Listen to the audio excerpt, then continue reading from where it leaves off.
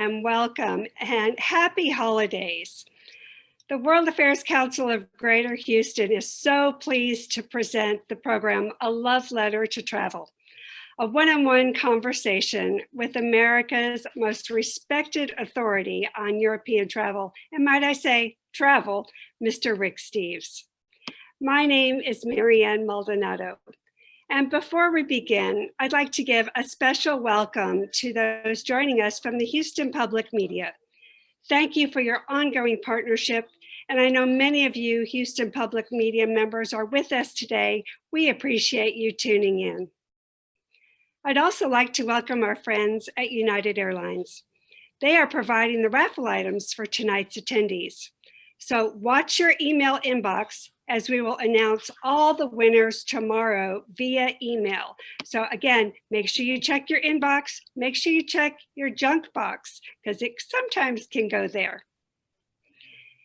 Welcome again, everyone. For those who are unfamiliar with the World Affairs Council or new to our program and events, the World Affairs Council of Greater Houston is a bipartisan community of global learners who want to better understand and engage in the world around us. We do this through weekly educational programs, just like tonight, and we deliver educational tools on international affairs to area high school students, and also coordinate small group tours, not only to Europe, but all around the world. And you don't have to be a member to join most of our programs, but there are some member benefits that I'm sure you'd want to take advantage of, including discounts on programs, events, and small private world tours. For more information on our upcoming programs, you can visit us on the web at wachhouston.org. Now, I'm sure many of you are just like me. We're very anxious to begin planning our future travel. And tonight we'll discuss just that with travel expert Rick Steves. So I invite you to get comfortable, get your questions ready for Rick, as he'd love to answer them later in the program. Before we begin, I'd like to share some of our upcoming programs that I'm sure you won't want to miss. Tomorrow, we will host our Council Cabinet exclusive with Jean Becker. She's the author of Pearls of Wisdom, a poignant reflection on the life, love, family, and world of Barbara Bush.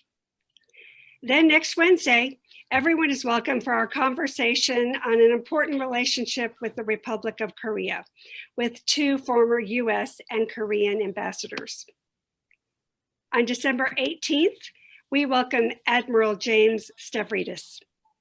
Many of you will remember he was originally scheduled for last month, and if you registered to join that program, you'll automatically receive a link to join us for this upcoming program. That's December 18th, so you don't have to re-register.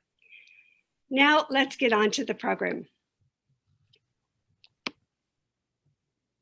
Popular public television host, best-selling guidebook author, and an outspoken activist, Rick Steves has been teaching the wonders of travel and encouraging us all to broaden our perspectives through travel for more than 40 years. Each year, he spends several months in Europe researching guidebooks, fine-tuning his tour programs, and filming his TV show, and making new discoveries for travelers. He's the founder and owner of Rick Steves Europe, a travel company leading tours all across Europe. And tonight he is joined by my colleague and Chief Development Officer of the World Affairs Council, Sandhya Bayou. Rick, Sandhya, welcome. Thank you. Nice to be here, Marianne. Rick, what a pleasure and memorable moment this is for all of us. Thank you again for your willingness to participate here. Welcome to Love Letter to Travel. So nice to be here and to celebrate the mission of the World Affairs Council, because we both have the same mission, and that's to reach out and be friends with our world. Absolutely. And I want to reflect on the title of the program, Love Letter to Travel. It's something when you and I spoke for the first time on the phone and you said, Sandhya, episode we'll talk about is why we want to travel. It is almost like a love letter to travel. So when you said it, it completely stuck in my mind to the point where I really wanted to call this show Love Letter to Travel. So again, thank you for such a great idea. You bet. For our audience, so that kind of you know the run of the show, we will structure the presentation kind of the following way. We'll touch upon Rick's personal journey, how he got started in the travel industry, then view a specially for us created video clip, runs about 3 minutes. Please do note that because it is weather storm going through Houston and we have different internet speeds, that video is also available on our YouTube channel. So that will be again about 3 minutes long. Afterwards, we'll continue discussion on Rick's travel philosophy, chat about travel as a political act, talk about travel in general, and of course, you all want to know the future. What does 2021 look like for us? And questions, absolutely your questions. Those, again, as a reminder, they come through the Q&A on the bottom of your Zoom screen. Again, Q&A, and I'll be able to see those questions as they come in. Rick, very, very curious, how did you get your start in travel? Just wondering, is it book or movie, perhaps event that sparked that?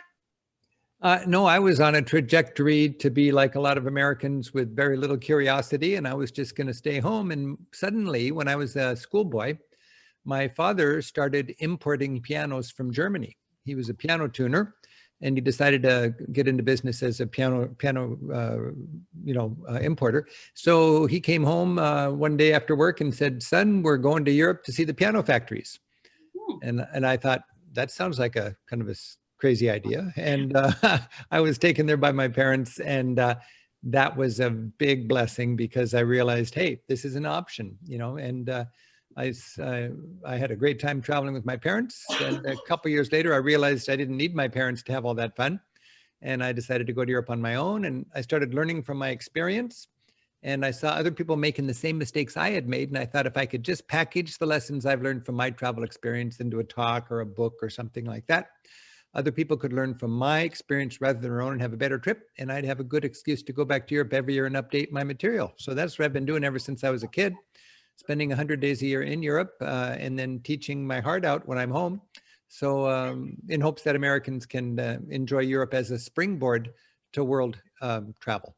Absolutely. Wow. I did not know about the pianos. You learn something every day. Yeah. Thank you for that story. Jumping really quickly to today. Currently, PBS stations US-wide are broadcasting your latest series, season 11 of Rick Steves Europe. One of your episodes, actually the latest one, is about why we travel. And I think it's so timely, the importance of travel, that we talk about it today, because we definitely want to, we long for it. And I think perhaps this pause that has been put on us really makes us evaluate the importance and appreciate what we are missing. Again, we are so thrilled to have the opportunity to present the upcoming clip. And I wanted to ask you, perhaps might there be a preset, the stage, something that we would, as we lead into the episode? Sure. Yeah, every 2 years for the last 25 years or so, I've been bringing out a new series. And this year is a little shorter than normal because we were going to do 2 shows in Poland and 2 shows in Iceland, but we had to cancel them. But we did do 7 shows, and I thought I wanted to make one more show. And I thought when we were locked down with this COVID thing, it was so clear to me the value of travel. So I wrote a TV script called Why We Travel, and we just went through our archive and celebrated the value of travel, because it's when you don't travel, you realize how important it really is. And I've been giving a lot of thought about that, and we can talk about that over the next few minutes. But we did this 30-minute program, and this is just the first 3 minutes.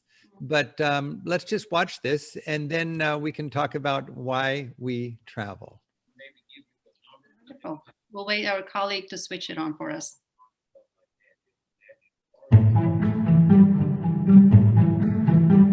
The joys of travel are wherever your journey takes you.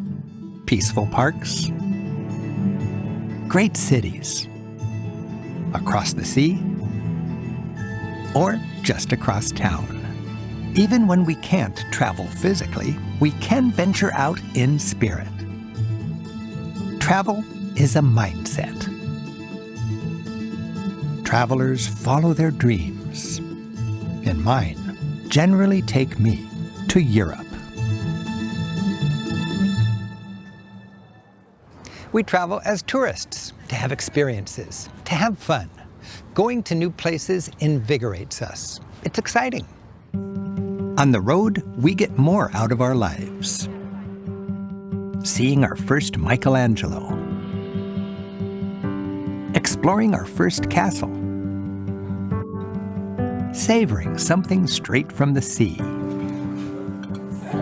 Reaching for high-altitude thrills. Being enthralled. Of course, travel is fun. Relaxing with abandon. Not acting our age. Going for broke. Joining the party. Travel is also sensual. We see like an artist. We listen like a poet. We taste the unfamiliar. We celebrate with all our senses. Fantastical. Travel heightens our emotions. It makes us really feel deeply the beauty, vividly the power, and thoughtfully the humanity. This enhanced experience changes us. It stokes our appetite for life. Travel is also about people, relationships. We savor conviviality. With old friends and with new friends.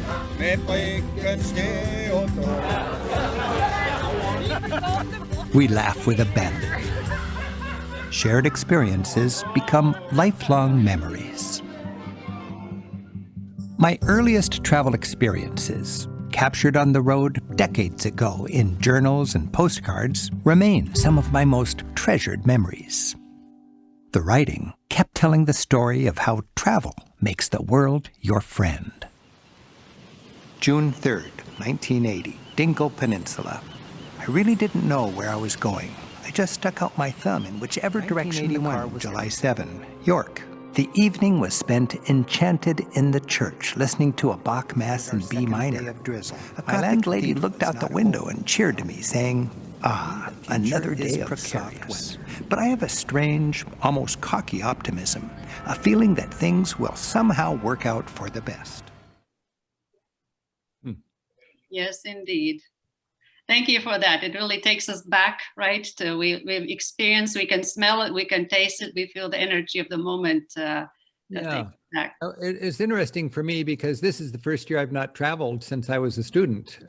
As I said, every year I spend 100 days in Europe, and totally different for me to be at home. And I spent a little time just enjoying my old journals that I wrote in the 70s. And it was just impressive to me how vivid those experiences were and how I treasure those experiences. And I realized it's a good thing that my experience of travel back when I was a kid, it's essentially the same as a young person traveling today. If a student goes to Europe today, they've got apps and they've got technology that we couldn't even imagine when we were kids. But the value of travel, the magic of travel is precisely the same. And I'm really thankful for that. So why do you travel?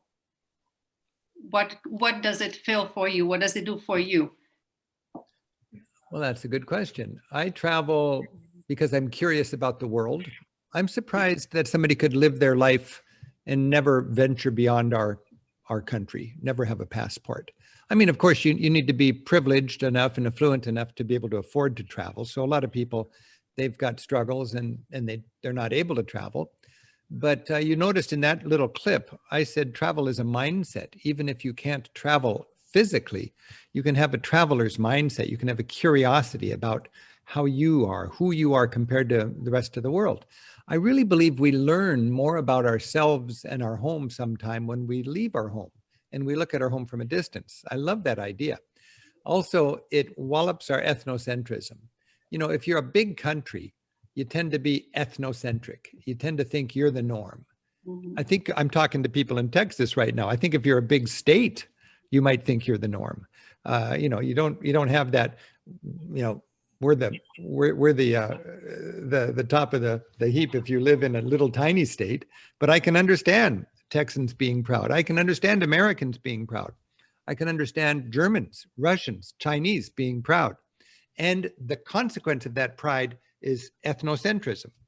We do it right. A lot of Americans are treated like ugly Americans. And I've thought about this for about 30 years. And the Americans who are treated like ugly Americans are treated that way because they are ugly Americans. They're not bad people. They're just ethnocentric. Sandhya, you're from Latvia, right? Latvia is a tiny country. There must be like 2 million people that speak Latvian, and you cannot think you're the norm. But here, if you're buried deep in the United States and you've never had the opportunity to travel, you could think you're the norm. So I like to inspire and equip people to get out of their comfort zones. And I like to inflict on people culture shock. Because for me, culture shock is a healthy thing. It's the growing pains of a broader perspective. And when we travel well, when we travel thoughtfully, when we travel, I think the Rick Steves way, this is fundamental to my philosophy about travel, we take home what I think is the most important souvenir, and that's a broader perspective. That broader perspective is critical. And I know that's part of the whole mission of the World Affairs Council, is to remind us that we're 4% of this planet. And we're a very cool 4%, but we're not any more special or precious than any other 4%. And the more we travel, the more we realize that. The world's not a pyramid with us on top and everybody else trying to figure it out. We have the American dream, but I think Latvians have the Latvian dream, and my Norwegian relatives have the Norwegian dream, and my friends in Sri Lanka have the Sri Lankan dream. Sure. That's not an insult to the American dream. That's a beautiful thing. That's a festival. That's a celebration. And when we travel, we get an empathy for the other 96% of humanity. And it humbles us a little bit. And it lets us realize the world is filled with joy and love and families and wonderful people. I know that because I've traveled, and I bet you know that also. But if somebody had never traveled outside of the United States, they might not realize that there was so much joy and love in a little place called Latvia. Very true. Actually, I like your philosophy. You say travel is freedom, one of the last great sources of legal adventure. Travel is intensified living with maximum thrills permitted. It's a recess and we need it. Well said.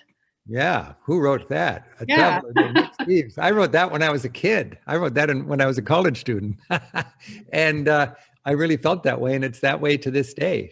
And that's why, it was so much fun writing that show. We just saw 3 minutes of. It's 30 minutes. And you'll see it on KUHT or Houston, whatever it's called now, Houston Public Media. Uh-huh. And I'm so thankful that we have public media to be able to share this sort of celebration of diversity that this planet can be. And it's one of the shows that I'm just so happy to bring out.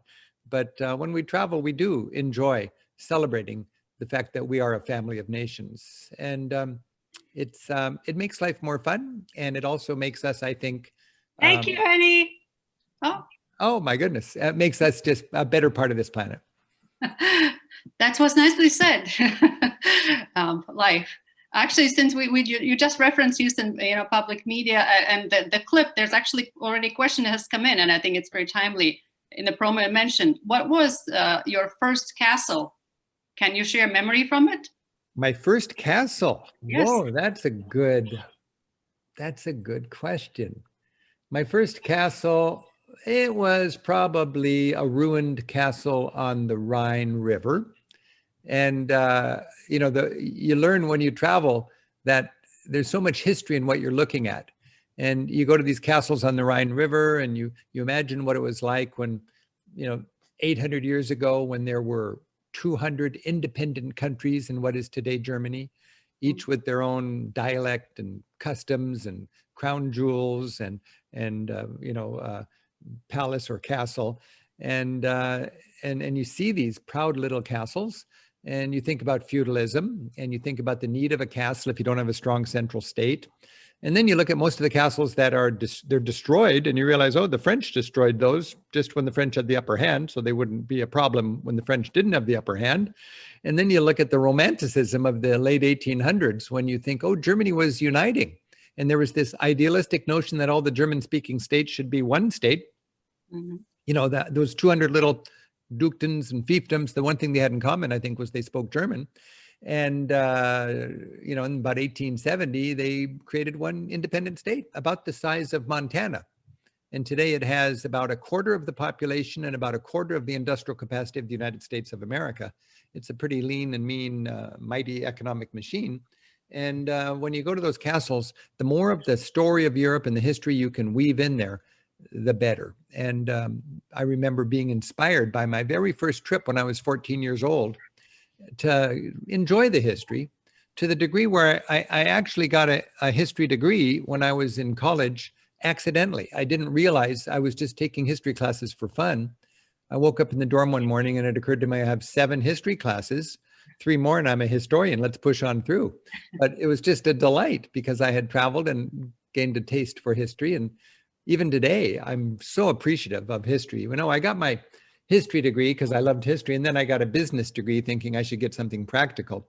But when I look back on it, I think my history degree was every bit as practical as my business degree. And today, in so many ways, history is speaking to us. And it scares me to think that people refuse to listen to history when it's speaking to us. But history is speaking to us. And I think it's a great opportunity for people with a love of history to remind our neighbors about that and to take those lessons from the past seriously. Absolutely. And I think understanding history is critical as we go into what you referenced, travel as political act, or what we do, the soft diplomacy, right? We have to be respectful. We have to understand why things are a certain way, and again, be sensitive to that. I also know that you referenced in your work that 9/11 also changed a lot of your perspectives and what happened to the travel. It happened to many of us and in different ways, but it obviously affected travel as well. It was a big changer in your perspectives as well. Yeah. Well, it changed my focus of my teaching. You know, Sandy, when I look back, I've been teaching since I was in my 20s. That was a long time ago, in the late 70s. And at first I was just teaching budget tricks. You know, how do you catch the train? How do you get a good youth hostel or a hotel? Where are you going to buy your lunch? And then I realized you can learn that in a book. So I wrote a book called Europe Through the Back Door. And that was my how to travel book. I update it every year, and it's 40th edition now. In the 90s, I wrote a book called Europe 101, History and Art for Travelers. And this was just a fun and practical sweep through the story of Europe, history and art from the pyramids to Picasso. And I just realized that's what's really exciting is enjoying the history and the culture and the cuisine and the wine and the art and all of that. And then, so I was kind of sliding up a Maslow's hierarchy of travel needs. First, the budget, practical tips, then appreciating the art and the history and the culture. And then after 9/11, I realized the pinnacle of that teacher's Maslow hierarchy of travel needs was to travel in a way that lets us better understand our world, that gets us out of our comfort zone, gives us an empathy for the other 96% of humanity, and helps us be better citizens of the planet. And I remember after 9/11, my lecturing kind of got politicized. And I would give lectures all over the country. I gave lectures in Houston.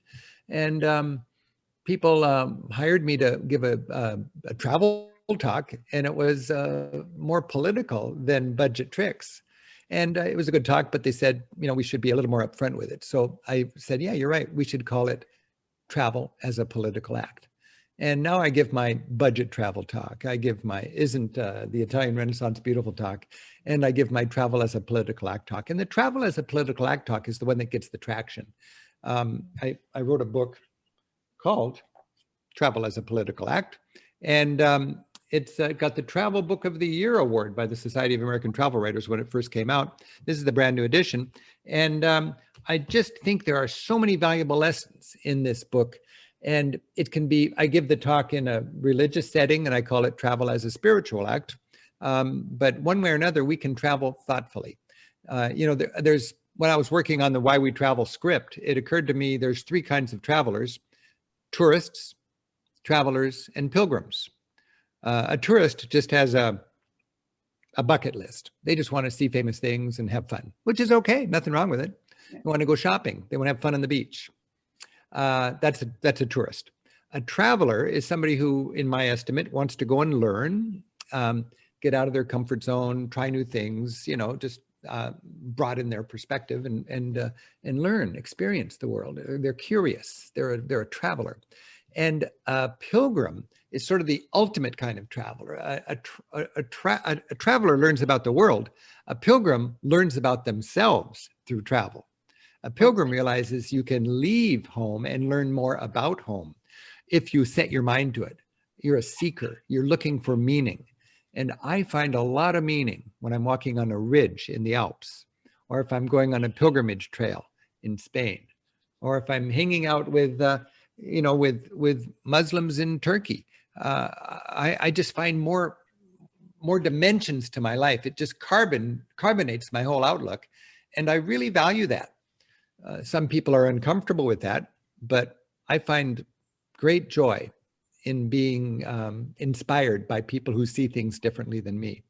And then I come home and I'm glad I'm back home. I mean, I'd live nowhere else. I'm as American as can be, but because I have traveled, I know the world is a vast and diverse place, and it's a beautiful place. And because I've traveled, I can come home and have higher expectations of my own country. Some people call that America bashing. I call it America loving. I mean, we are able to do better. And it's nothing to do with politics. I mean, it's nothing to do with, partisan politics. It's something to do with just sharing notes with humanity and grappling with problems that are confronting us. In the future, we're going to be confronting some pretty serious challenges. I mean, look at COVID. That's not the last of these challenges. Absolutely. And going forward, we're all, America is so concerned about its security. We spend almost $1 trillion every year on our military to be safe. I would hope the only reason we spend all that money on the military is to be safe. Well, we need to take a hard look at it and decide what really does make us safe. In the past, it's been military hardware. Going forward, maybe it's going to be science. Maybe it's going to be working with other nations. Maybe it's going to be investing in difficult parts of the world so it's more stable. Because when we have a more stable world, we have a world that's more fun to trade with and a world that is safer. If defense really is for our safety and our security, I think you talked about, I forget the term you used, but I'm thinking soft power. You had, what was the word you used, Sandhya? People to people of soft diplomacy. Soft diplomacy, yeah. And it's related to soft power. We can do things that are soft power to make ourselves safer. And maybe it's a better investment than hard power. I don't know, it's a complicated issue, but it's something we should not be afraid to talk about. I agree. Actually, one of the shows you mentioned the comment of bon voyage versus safe travel. Would you kind of your thoughts on that?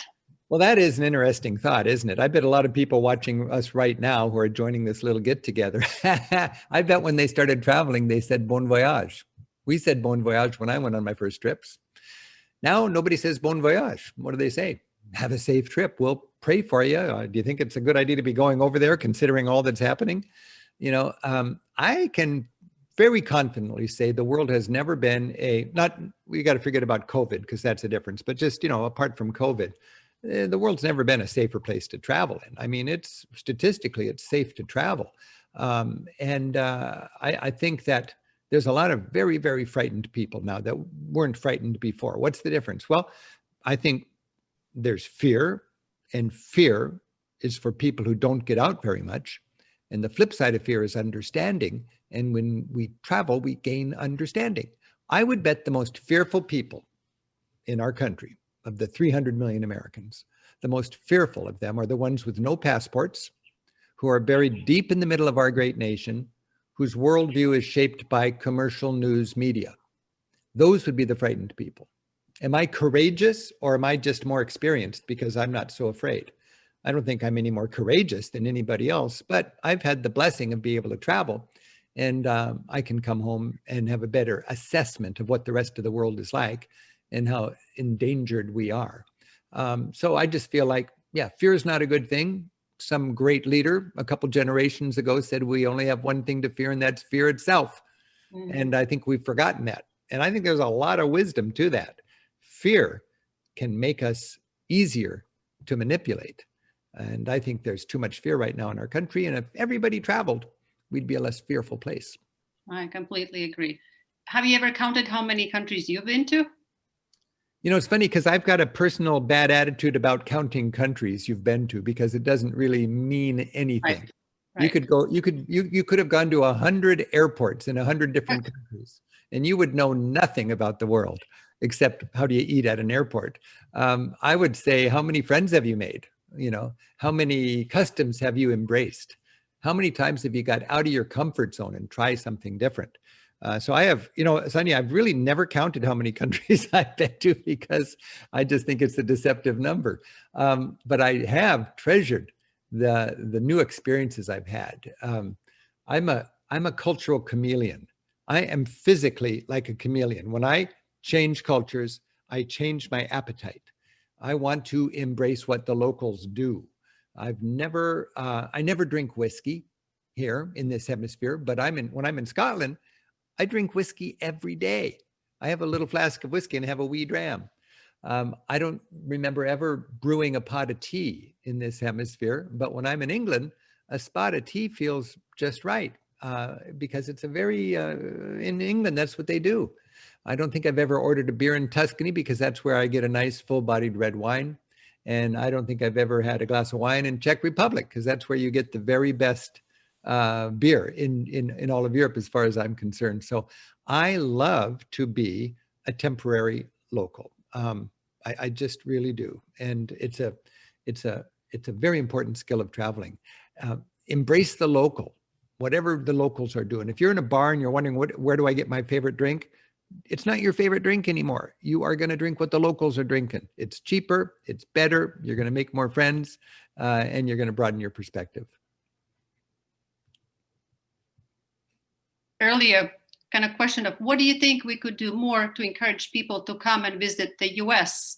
And also a bit that reverse, but it kind of along, you know, of what message can we help? And certainly we as a World Affairs also, we bring that mission to make sure people are comfortable, perhaps of the unknown as well, right? Well, think of how Americans react if one person is killed by a terrorist in Spain or in England, how we overreact. I mean, when we overreact to terrorism, I think we are empowering the terrorists.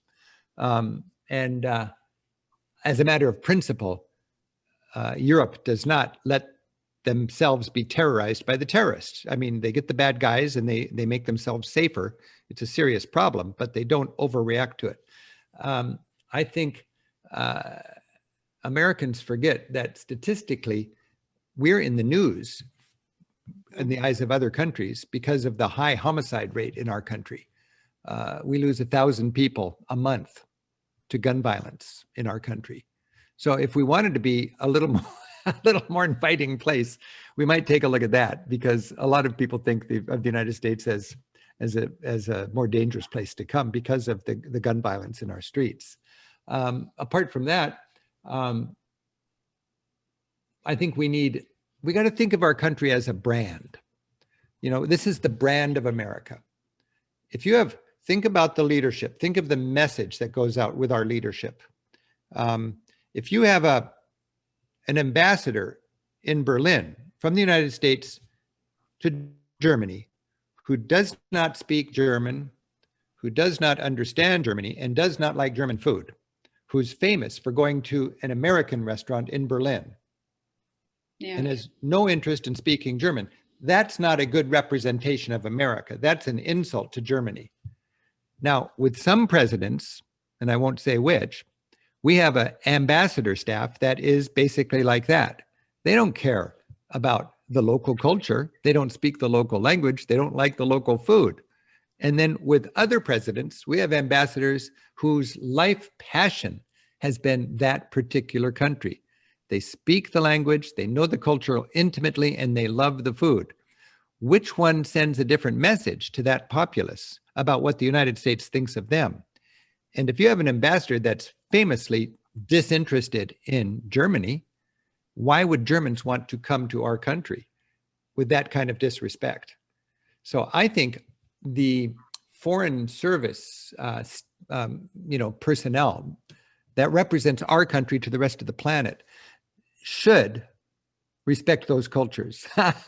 And I'm so inspired when I go to an embassy in a country like Estonia or Latvia or Bulgaria, little countries that are not understood by the United States, and you find an American in the embassy and in a staff of Americans in the embassy that really understand and love that culture. That to me is just really great. And I'm so proud of that. And I'm equally unproud of the opposite, which is often the problem. Yeah. Kind of general question and people skills question. How do you meet the locals when you travel? Back to that conversation, because when we watch you in action, it's so natural and so comfortable. How do you initiate that conversation? And just initiating is one thing, but make them open and actually share, and this, what we see, the pleasures and the joys of friendship that's almost created. Yeah, on almost every one of my TV shows, and I've produced about 140 of them that you've seen in Houston over the years, it's almost always I introduce my friend and fellow tour guide, so-and-so. It seems like I have friends everywhere. And I'm just hiring them to be my friends. They're tour guides. Anybody can hire them. So it's kind of cheating, but for a couple $100, you can hire a guide for a half a day and you got friends. And you get to know them and you ask them questions and you become buddies and they show you around, and it's a luxury. I just love it. So, that's the easy way, is just to hire a guide. I went to Cuba with my family a couple of years ago, and I couldn't find Havana on a map of the island, but we hired a guide for 4 days. It cost us $100 a day for a guide in a country where the average wage is about $100 a month. Yeah. And we paid $100 a day for this guide. It was a great gig for this guide. And he was there at breakfast and he tucked us in at night. And there was 4 of us. It cost us $25 a day each for this local guide. What a deal. That made all the difference in the world, because we had a local friend and we were helping the local economy. And this person was our shield against con artists and thieves. This person was our translator. This person was our negotiator. This person was our historian. This person was our political gossiper. I mean, it was wonderful to have this friend. It's hard to put a price on that. So I would highly recommend that, especially in countries that are more challenging. I would say when you look at my TV shows, you see I make a lot of friends. I'm lucky I've been going to Europe. It's my beat. So I've got a lot of contacts there, and people, they at least act like they're my friends because I send them a lot of business. They're in my guidebook, or the tours go visit them, and here comes Rick Steves. So they want to be sure that I'm having a good time. So I'm lucky that way. But anybody who's got reasonable social skills can have friends in their travels. You just got to remember, Americans are a little more at ease being informal and on a first name basis. And I think if it's done thoughtfully, Europeans are charmed by that. That's an advantage we have when we travel, is our ability to be chummy right off the bat. Texans have to be a little bit careful, because Texans come off a little bit too ethnocentric. I mean, you just got to tone down the patronizing a little bit. And all of us have that challenge. We just have to be mindful of that. So I would say, take advantage of your ability to be not eccentric, your ability to be extroverted. And assume that we are just as interesting to them as they are to us, especially Texans. If I was a Texan, I would take a photo book with me, and everybody I met, I'd show pictures of Texas and share the culture. It's a two-way thing. You're going all the way over there. They've heard all sorts of things about the United States. They've heard all sorts of things about Texas. That's for sure. You have a huge advantage because people are curious about Texas. So come equipped to share, and then understand in every culture, there are places you go to have a good time socially. In Italy, there's the aperitivo. It's the social hour. It's happy hour. The sun's going down. People have made their money. They're not ready to go home yet. They go to the main square, the piazza, and they have a drink outside. It's a multi-generational gathering of people. If you're in a university town, I love to be in a university town, in Italy especially, because Italians love to talk and they're curious about America. And I'll go to in a university, I'll go to the square where the students hang out, and I'll just find a group of students and I'll say hi. And if it's a fun vibe, I'll buy everybody a drink. It's $4 a drink. There's 6 kids at the table. I just spent $24. And I've got friends, and I'm the most popular kid at the table. And we have a wonderful back and forth. When you go to the British Isles or, Ireland and England and Scotland, remember the pub, that's short for public house. That's the extended community living room. That's where everybody goes to be social. And if you sit at a table, you'll have privacy because they think you want privacy when you sit at a table. Sit at the bar. People who sit at the bar are sitting there because they want to get into a conversation. So that's a very simple trick. And that's just understanding the culture. Sit at the bar in a pub, buy somebody a beer, and you got a friend. Well said. Have some travel questions also continuously coming in. One is actually saying, love your travel philosophy. What country surprised you the most? Culture, food, people, etc. So what country, thinking back, might have surprised you? My beat is Europe, and my mission, I employ 100 people here in Seattle. And I still do right through COVID. I mean, we have 0 revenue right now, but I'm keeping my team together. We've trimmed the sails and we're going to survive this thing, and we're going to ramp up as soon as we can.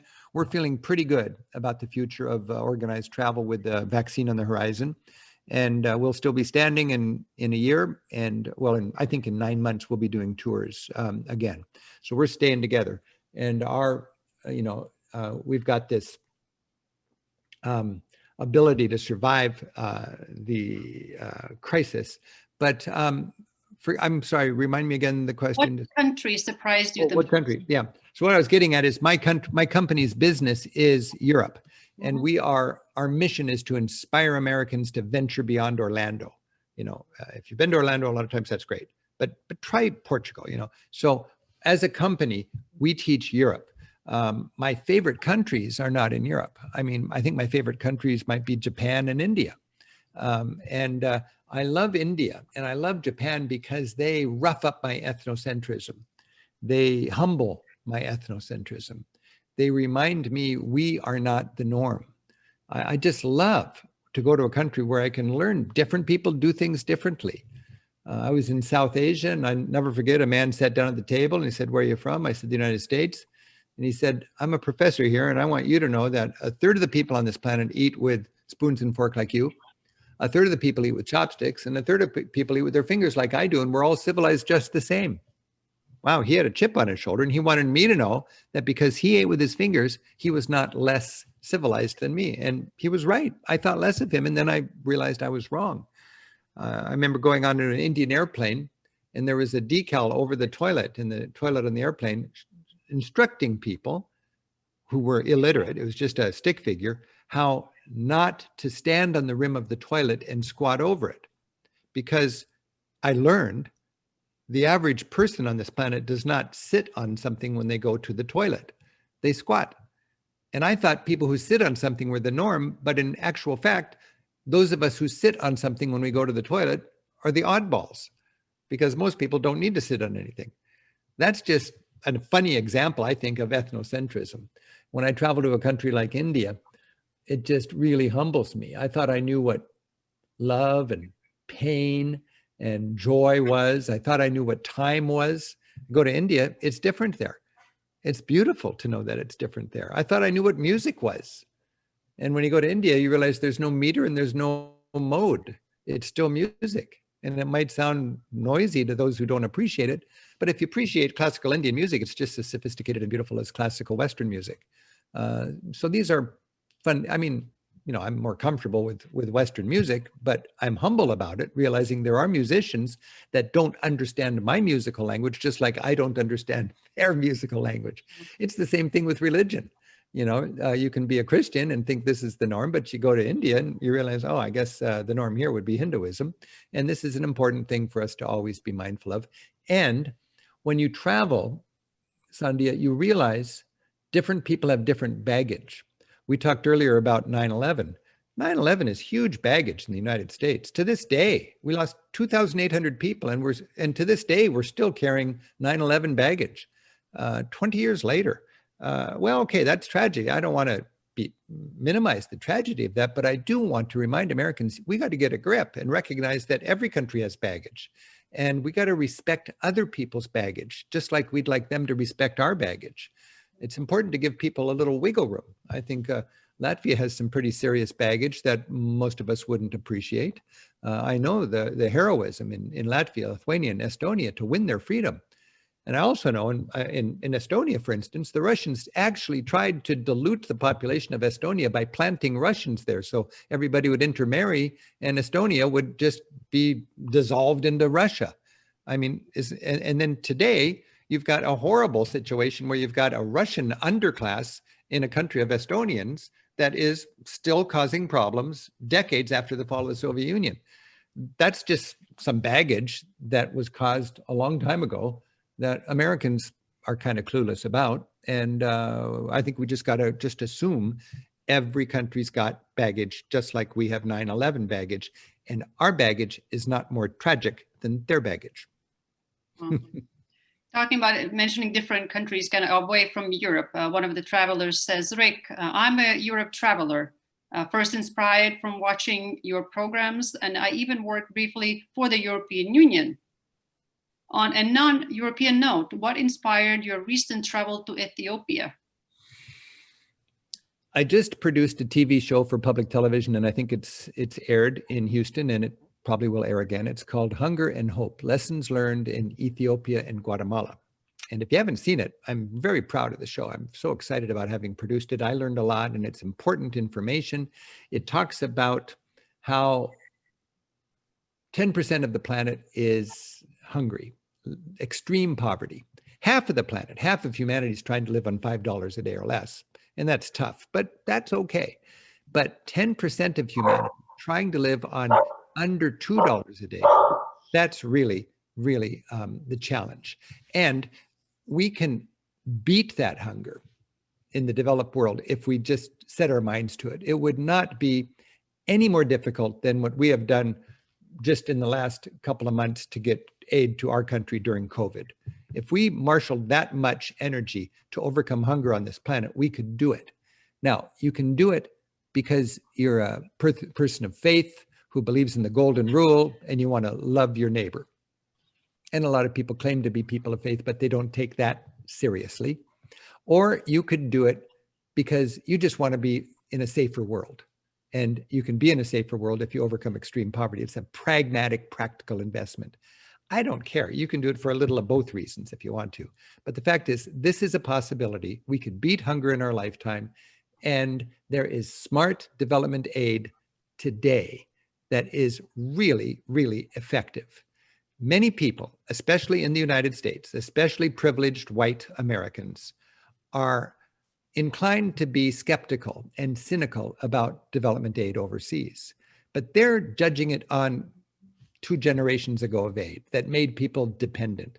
Modern development aid empowers women, and it makes people independent, and it makes our country stronger because it makes the world more stable. I'm so excited about that notion. So I took a 1-hour opportunity thanks to public television and produced this show. And you can watch it anytime. You can stream it. You can find it. All of my shows are available on my website anytime. Just go to ricksteves.com, go to the TV section and click, and you can watch it. But I've long wanted to address the structural foundation of poverty. How can there be people starving in a world where there is so much wealth? And it's structural. And I wanted to highlight that. And I also realized that a populist government in our country could think it was politically expedient to line out foreign aid, which is about maybe half of 1% of our GDP. And they could just say, we can't afford this. And I wanted to make a good point that it's a smart and pragmatic investment, even if you have no heart for hungry people. So it was a fun challenge. I did it for my church, a show like that 20 years ago for the Lutheran Church. And I wanted to do it in a secular sort of media world with higher production standards and so on. And we did this show, and I hope people can watch it. It's pretty exciting. It's called Hunger and Hope, Lessons Learned in Ethiopia and Guatemala. Thank you. We have a comment actually from Indian individual saying that, I'm glad you enjoyed my country.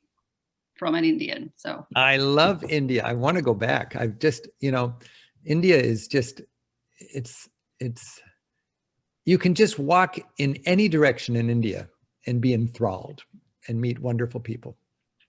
I have a question from Sandy saying, do you speak and understand other languages? No, I speak only English. And I make it very clear not because I'm proud of it. It's really a shame. It's kind of an embarrassing thing, considering how much travel I've done and how much I've missed because I didn't learn a foreign language when I was a young person. But I want to remind people that if I can do it, you can do it. And if I spoke all the languages and I said it's easy to travel, you could say, well, you speak all the languages. But I speak only English, just like most of the people watching us right now. And we speak the world's linguistic common denominator. We speak the language that works. So, I'm able to lead my tours, write my guidebooks, make my TV shows, have great vacations, speaking English. I think you can, in my Europe Through the Back Door book, there's a chapter called Hurdling the Language Barrier that talks about how you can communicate more smartly in English. I think rather than learning a few more French verbs, if you want to get some better ability to communicate, sit down and think about communicating in what the Voice of America calls simple English. That's the key.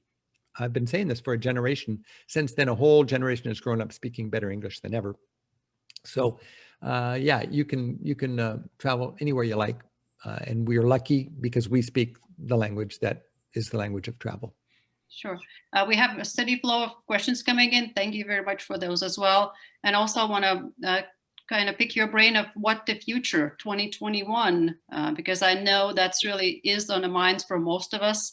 And I'm probably safe to say most of us participating today that's on the mind, Yeah, it's on my mind. It's sure on my mind. Is the time, and what are your thoughts on 2021?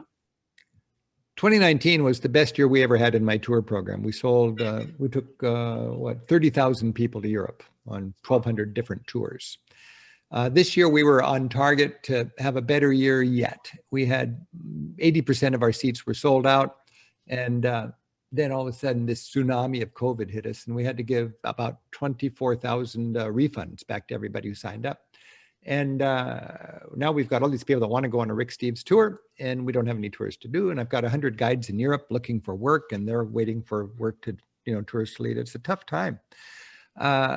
My mission is to keep my team together and still be standing when we get out of this. And from the start, I was sort of trying not to be overly optimistic, but be hopeful. And I was hoping that we would have a virus sometime this winter, a vaccine sometime this winter, and it would take hold, and then we'd get back on our feet in late summer of 2021 and be up and running in the fall of 2021. My conservative estimate now is that we're not going to have any organized travel until late summer of next year. And then we're going to start doing tours in August. We're going to have a lot more tours in the fall of next year. We're going to sell our tours, reminding people we're the early bird, so you can't quite predict everything as in normal times, but we can still have a safe and reliable and steady experience. And then I think in 2022, it's going to be, we're going to be back in action. It'll be a little bit of a fragile recovery. And then 2023, it'll be just like before.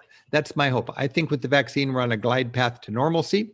And right now it's just going to be a waiting game. And can we have the diligence and the discipline to embrace science, recognize that we owe it to our community to stay safe, to embrace science, and to work together as a caring nation.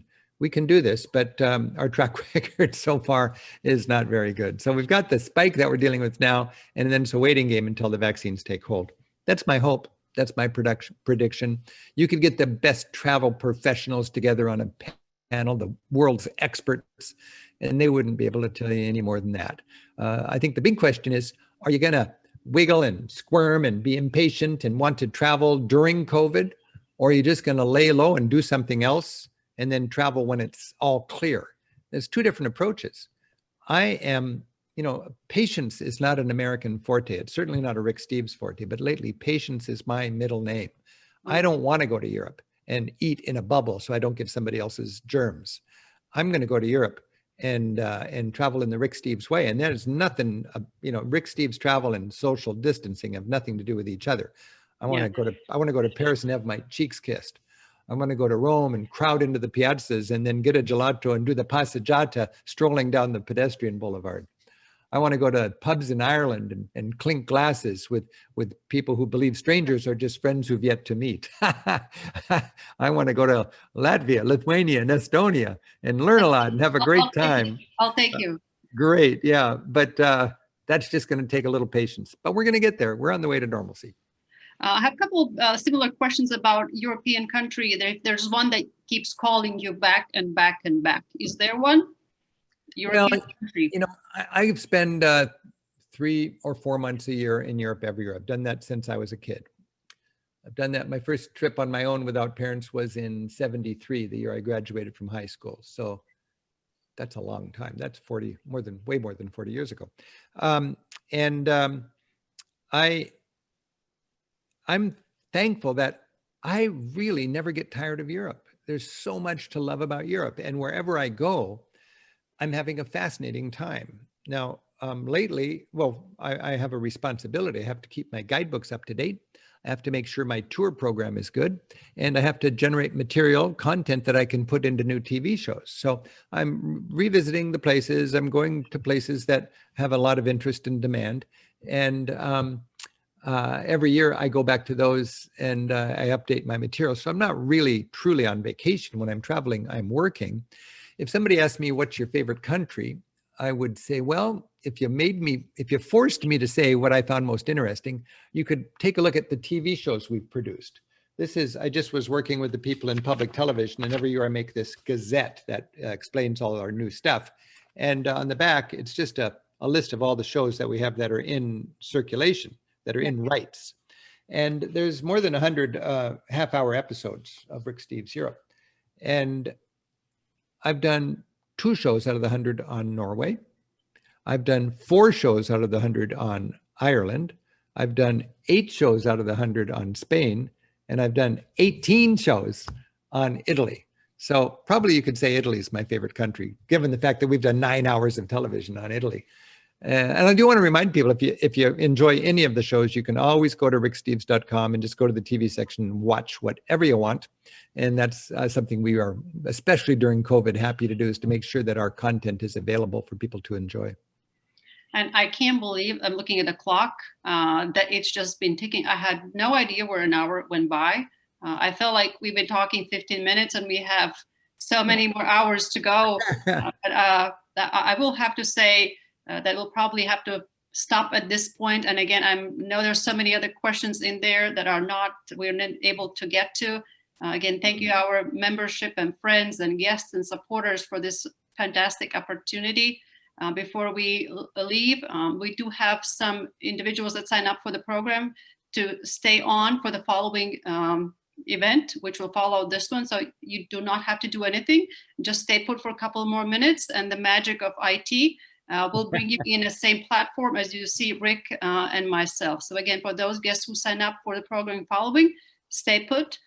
For the others, perhaps, Rick, some words of wisdom and some holiday cheer goodbyes.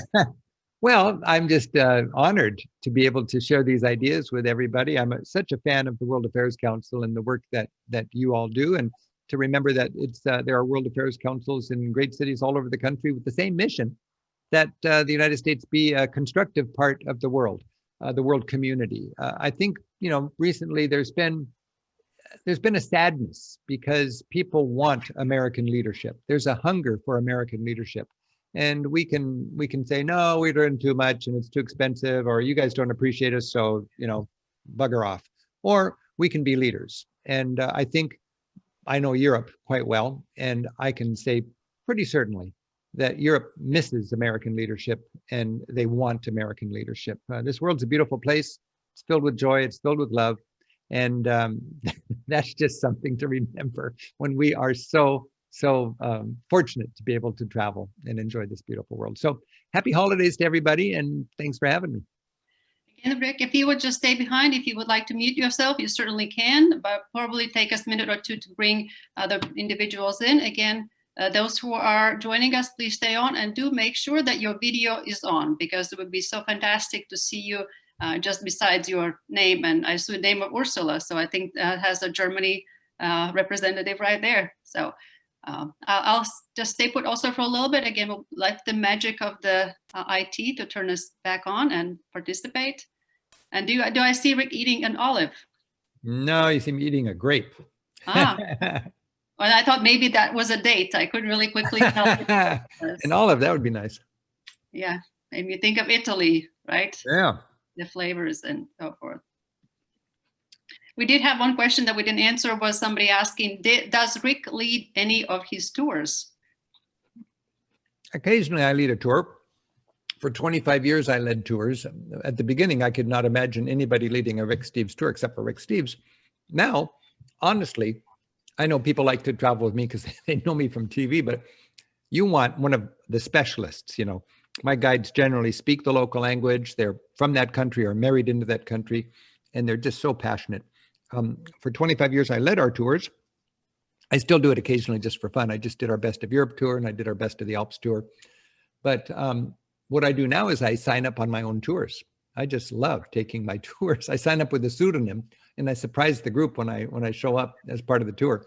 And I'm sorry, what's his name? What's his pseudonym? My pseudonym? Yes. It's Rick Romstad, if you ever see that on the list. Duly noted. Duly noted. So again, we have our guests joining, and thank you all for this opportunity. Again, if you would go ahead and turn your video on, it's just as fantastic for us to see Rick, but also for Rick to see you. And again, I see we're slowly rolling in. Nice. And this is just a wonderful opportunity for you to, again, be part of this.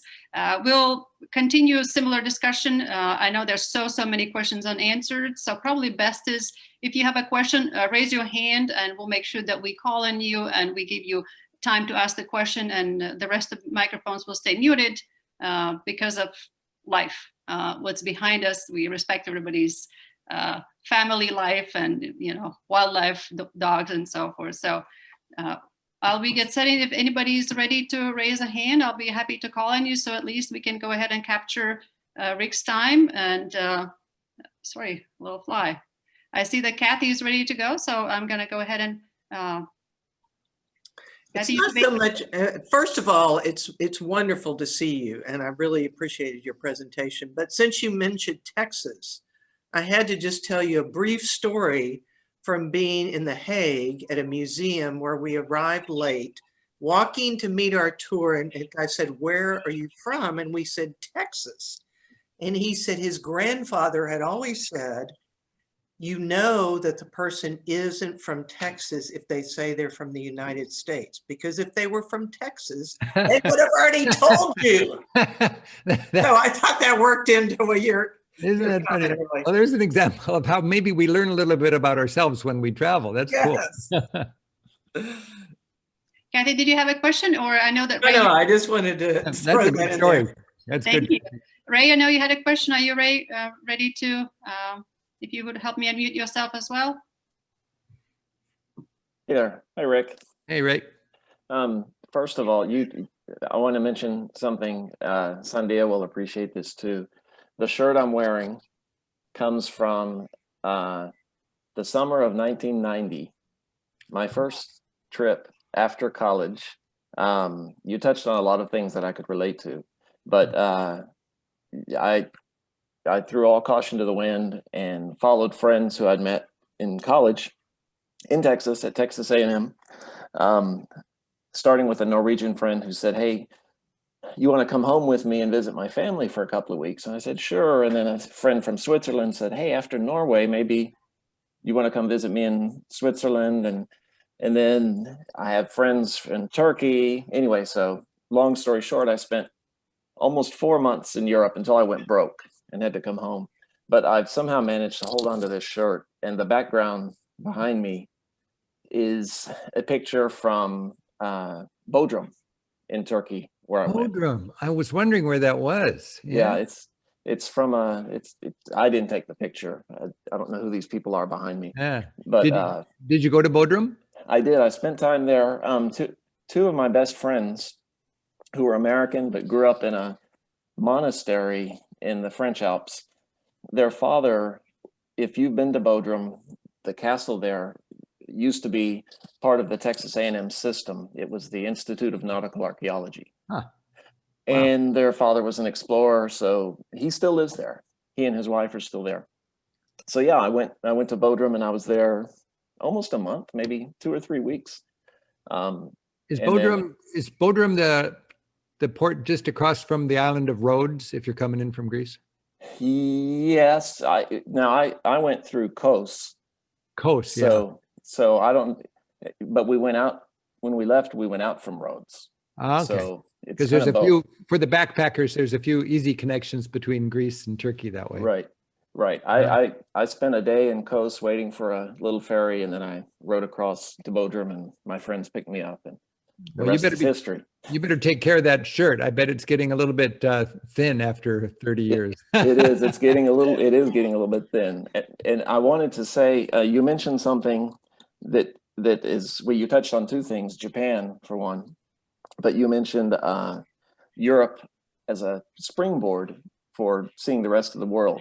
So I went to Europe, spent a summer there till I went broke, came back to Texas, and then less than 2 years later, I moved to Japan and lived in Japan off and on twice. And I was there for a total of 10 years in Japan.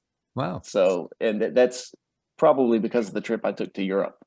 Ray, I'm going to go ahead and can offer other opportunities for other guests as well, but Please. thank you. Do we have anybody else? If you're, please go ahead, raise your hand, make sure that we open the microphone for you as well. Ursula or Ellen or others? Becky? I think Ellen has a question. Ellen, do you know how to mute yourself? There we go. Yeah. Hi. Hey, Ellen. It's just really interesting because I started traveling when I was in college too. And I think, which was around the same time you're talking about in the 70s. I find it interesting because the stupid things that I did in Europe then, I don't think I could imagine doing now. And I think the best time to do those stupid things is when you're young. And I think when you go back to those places 20 years later or whatever, you have a different perspective. And I imagine you going repeatedly to different places, you see them with new eyes all the time because of your experiences that you have, right? Yep. And I'm not sure quite what you mean by stupid things, but I often think the same thing is that I would love to have the experience I had when I was 20 years old, hitchhiking across Yugoslavia again, but I'm just more careful now and just a little more risk averse. Well, I lived in Israel, and from Israel, I flew to Europe with my girlfriend during a break. And we stayed in Rome, and at the time, I think it was Europe on $5 a day or something ridiculous like that. Yep. And we found a hostel. And the guy said, we don't have any empty rooms, but I have an apartment down the street. You can stay there. And we said, sure. I was 18 and she was 20. So we stayed in this man's apartment who we didn't know from a hole in the wall. That was stupidity number one. Then my girlfriend and I would walk out in the morning and these Italian guys would be behind us saying, hey, baby, I want to have sex with you. That was like the only English I knew. Well, my girlfriend used to go to Rome all the time because her family was there. And we found out we were in the red light district. Yeah. Oh, so no wonder we could have made some cash to pay for our trip. But just things like that, we were clueless. I think back on times where I was someplace that now I know the importance of that place or the complexity of that place. But I remember my mindset when I was there, it was just, where can I get a falafel? You know, it was just, I had no clue about Palestinians and Jews, or I had no clue about communism and all. I mean, I was just a vagabond, you know? Right. And it was a beautiful kind of innocence. And, you know, I mean, in the old days, when you're talking about the guy said, we got an apartment down the street. When I was a kid in Athens, if the hotel was full, they would say, but you can sleep on the roof.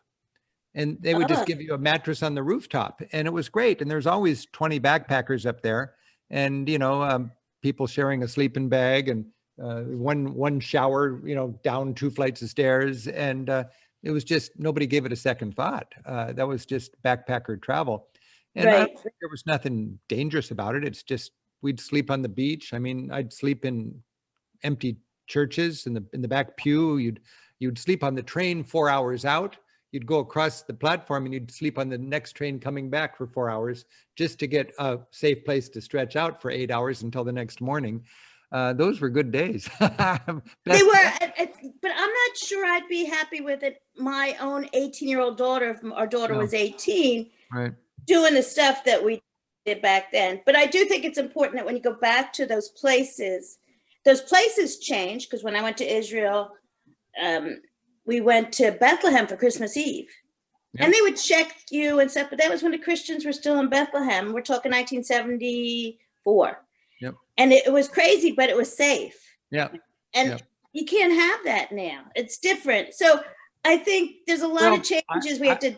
I would say you can have it. You see, you and I are victims of media to a certain degree. Oh, no. It's a different atmosphere because the Christians were pretty much kicked out of their little shops. It's Right. just a whole completely different environment than it was down. And I have family and stuff there, so I kind of know what's going on. Right. But it's just a different atmosphere. Yeah. But yeah, it's interesting just to go back to places, I think, and see how they change. So we change more than those places sometimes, I think. that's true. That's true. Who has another question? I want to make sure we get to Rick, and all of you have I see that Chris and Colleen, if you would unmute yourself, and somebody who is next, if you are ready to also, so I know who to call on next. So Chris and Colleen, we go to you. Rick, hi, I have a question. A few years ago, you did a lecture in Houston and showed a video on your trip to Iran. Mm-hmm. And I was just curious, it appeared to be like a one-off. Have you gone back, or you done any other Middle Eastern countries? And will you do any future lectures on travels to the Middle East like you did with Iran? Yeah, thank you. I don't feel like I'm up to date on the issues of the Middle East right now to pretend I'm any expert on that. But I learned a lot by going to Iran, and I was very, very, it was a wonderful creative challenge and an honor to be able to make a 1-hour TV show to help Americans learn a little more about Iran than what we learned from Ted Koppel during the hostage crisis, which I think is a pathetic way to understand Iran, but that's what most Americans know about Iran, is the hostage crisis. So we made the 1-hour show on Iran, and I would say that show, if you looked at that show right now, it would be perfectly applicable to what's going on in our world today. It's timeless. I remember my producer said, don't say President Bush and don't say Ahmadinejad, because this show will be around longer than those guys. And he was right, because the show is still aired, and I still know that teachers are using it. And you can watch that show anytime on my website if you like to, just by going to ricksteves.com and going to the TV section. But after doing the Iran show, we did a show on the Holy Land, trying to give both perspectives, both narratives on the Palestinian-Israeli situation. And that was really an important show to do. And then we did a show on fascism a couple of years ago, and that's very timely. And now we just did our show on Ethiopia and Guatemala about the fundamentals of hunger and development aid. These are one-offs that I do, just trying to share my traveler's perspective on a topic that I think is important, that a lot of caring and smart Americans are steep on the learning curve. In each of those cases, fascism, development aid, the Holy Land, and Iran, those are 4 areas that I'm passionate about how misunderstood they are to the average American because of our media environment here, and how much a traveler can learn and bring home and share. So I'm not looking for places like that or themes like that, but if something comes along that I'm enthusiastic about, that I think I can offer something on, I'll do it. I've long wanted to do a show on hunger. I've long wanted to do a show on fascism. I've long wanted to do a show on Martin Luther and the Reformation. I long wanted to do a show that analyzes the Romantic movement and nationalism in the late 1800s, how Romantic music was the natural cheerleader of national movements when Italy and Germany and so on were uniting. I mean, that's kind of obscure, but when these little opportunities come out, I'm really thankful I've got a gig in public television where I can do it. And I produce the shows and I just pay for them myself. And then I offer them for free to public television. And if it's good and if it's free, they're going to say yes. In fact, they're going to run it again and again and again. And then I bring out the show as a pledge drive. So I spend more money to design it in a way that stations can raise money by running it again. And that same show gets a whole nother life as a pledge vehicle. You see what I mean? So as a teacher, my profit is how many people's perspective can I broaden through travel? Right. Not how much money can I make? And with that honest passion and enthusiasm, I make enough money and I'm able to enjoy my work because I feel like I'm contributing. So right now we just finished the Ethiopia and Guatemala show, and that was a thrill to produce. I'm so glad we got it in before COVID hit. Although in that show, I was saying there's something called the 3 C's that are fundamental to extreme poverty: climate change, corruption, and conflict. Those are the big problems in struggling countries. And in the future, that's going to be why we have hunger when there's so much wealth. Now there's a 4th C, it's called COVID, and that's making it tough also. But the show is very timely.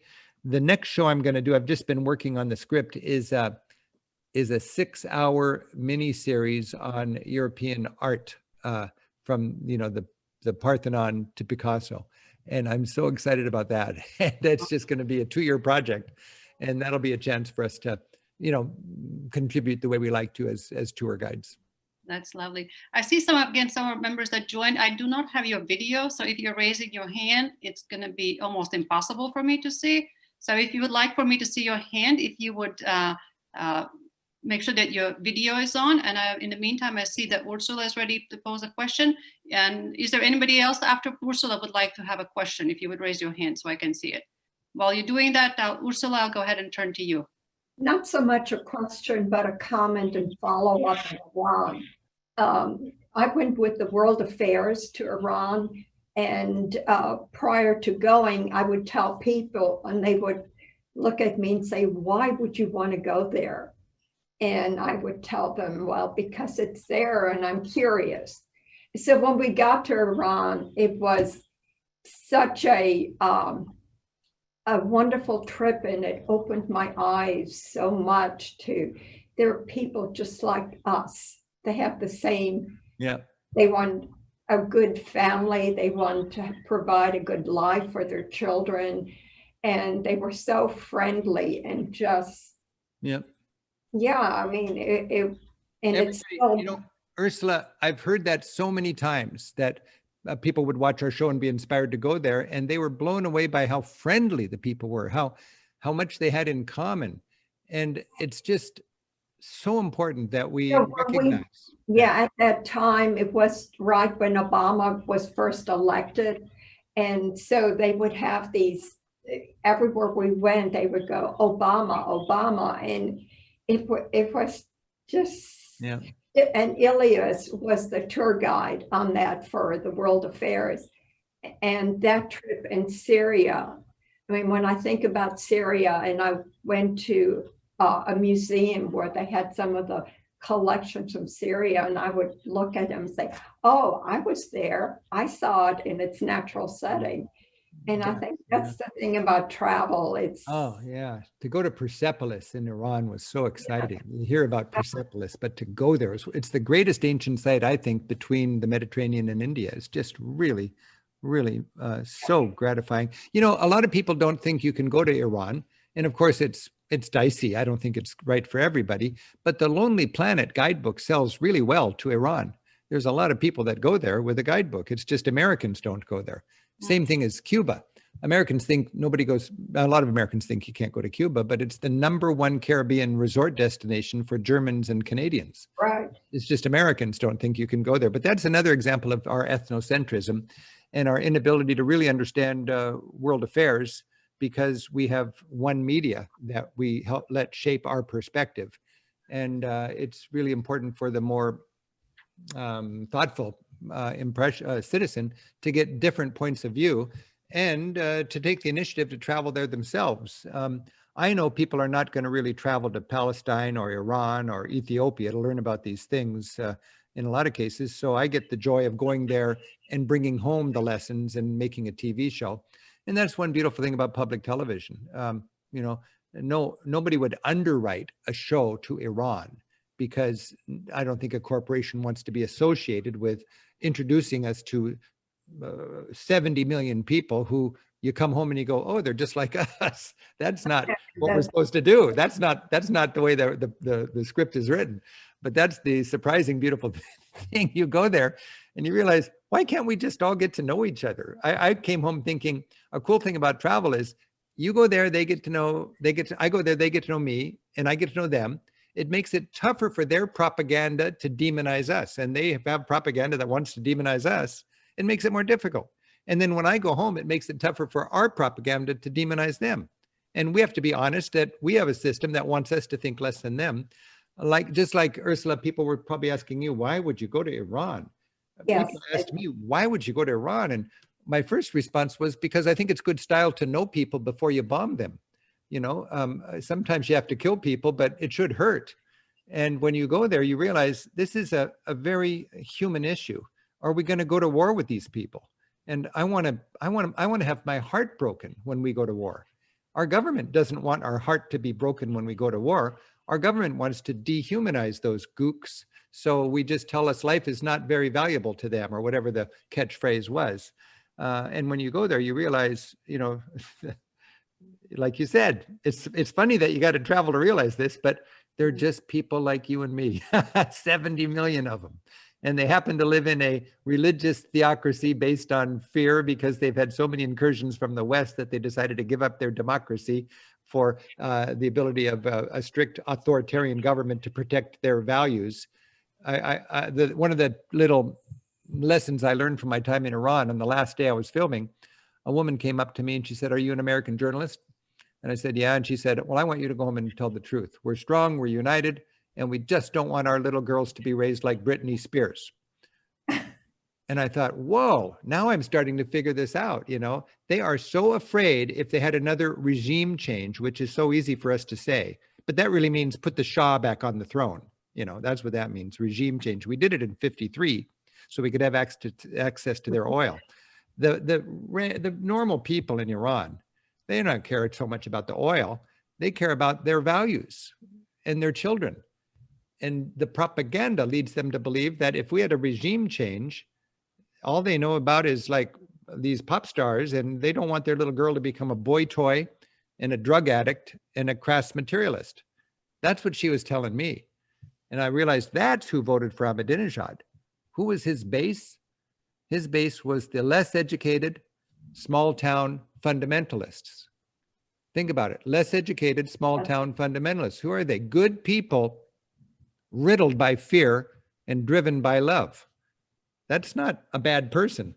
That's a good person who's really confused about what is the risk and very afraid, and who loves their children. Yeah. We've got something to talk about right there. So that's the joy of traveling. That's the mission of the World Affairs Council, and that's the mission of a good tour guide. Call out again for a question, Susan or Paul, any of you? Paul? Yes, can you hear me? Yes, we can. Okay, great. So Rick, I'm a huge fan. I just maybe have a quick comment. I'm also on another computer actually conducting a program on Godzilla culture in Japan. So, wow. So, I work now on U.S.-Japan relations, and I also worked a lot on Asian relations. But my first love was Europe, and in many ways was because of your programming over the past 20 years. I actually worked a little for the European Union. I have a degree in European affairs, and I was married in Europe. So I just wanted to quickly thank you for all that you do to promote understanding of cultures around the world. And just know that you have a huge fan in Texas. Well, thank you, Paul, and best wishes with all the good stuff you're doing. Sounds like you've had a fascinating career. Great. Thank you so much. Michael or Susan? No, you're all good. Becky, I see Becky keeps coming in and out of the shot as well. And I see again some other guests, Cindy and Crystal and Mr. or Mrs. Milton. I do not have your video, therefore I have a hard time seeing if you have a question you would like to have. I see that Chris has one more time. We are coming close to the end of a time frame as well. I know that Rick also has a time limit with us. And I wanted to say that Cindy, I just see Cindy's name, and Cindy's our board member of United, and she has offered everybody who's part of this VIP discussion will have a nice surprise in their inbox come tomorrow morning. So I'll leave it as that. So before we go, be looking out for it. I don't know what time or what, but magic of Christmas or the holidays. So Nice. I think you had, did you have one more question before we wrap up, or I saw a sign? I was just gonna follow up on the conversation Rick had about the Iran video he did. Are you going to do any other Middle Eastern countries anytime soon? You know, my main thing is just to get up to date on Europe. And with COVID, I've got a lot of work ahead of me just to make sure my guidebooks are up to date. It's going to be like visiting a place after a big storm and seeing what little businesses are still standing. So I've got 50 guidebooks covering all of Europe. They were right up to date. My publisher was bragging that 25 out of the top 30 American guides to Europe had Rick Steves on the cover. And we were just on a roll. And now, you know, everything's mothballed for a year or two. So when I go back, and it's going to happen probably late next year, I'm going to gather my researchers and we're going to kind of just sweep through Europe, like going through a beloved little village after a storm and see what's still standing. I mean, the big companies will be there. There's no question about that. The big, you know, giant supermarkets and stuff. But what about the cute little mom and pops that I love, that really make the charm of Europe, just like the charm of my little town? They're the ones that have a hard time surviving this. They're the ones that don't have the economy of scale. And I think that might be one of the worst consequence, or a terrible consequence of the whole COVID thing in our society and overseas, is the end of a lot of beautiful little entrepreneurial ventures that were the passion of a creative couple, and they worked really hard and they just couldn't survive this. That's a tough thing. And of course, it's not somebody dying, but it's a dream dying. And I'm going to go to Europe, and my first mission is going to be to get that all up to speed, Chris. So that's going to be a lot of work. Maybe a show on how Europe has come through this. That'd be interesting. Yeah. I'm going to learn a lot about it next year. It'll be interesting to see how we all come through this. Are we just going to jump right back into things, or are we going to be thoughtful and think, what did we learn while we had our lives upended for a year? You know, I hope we learned something. Yeah. Yeah. I'm talking about the learning. I think we have definitely learned a lot today. Would you say that? Absolutely. I've enjoyed my time with you, and I applaud you for supporting the World Affairs Council. And I guess what I like to say these days is happy travels, even if we're just staying home for a little while. Okay. Yeah. Thank you for making those possible for us. Again, thank you for lifting our spirit. Thank you for introducing some visuals, taking me back to some nice plazas and Christmas markets. So it's been a beautiful experience, even though it's dark and rainy outside, but that doesn't really matter. So all right. Thank you to all of you. Thank you, Rick. This has been fantastic. Wish you all good evening and happy holidays if I don't see you any sooner. Take care. Thank you all. Have a good night. Thanks, Sandia. Bye-bye.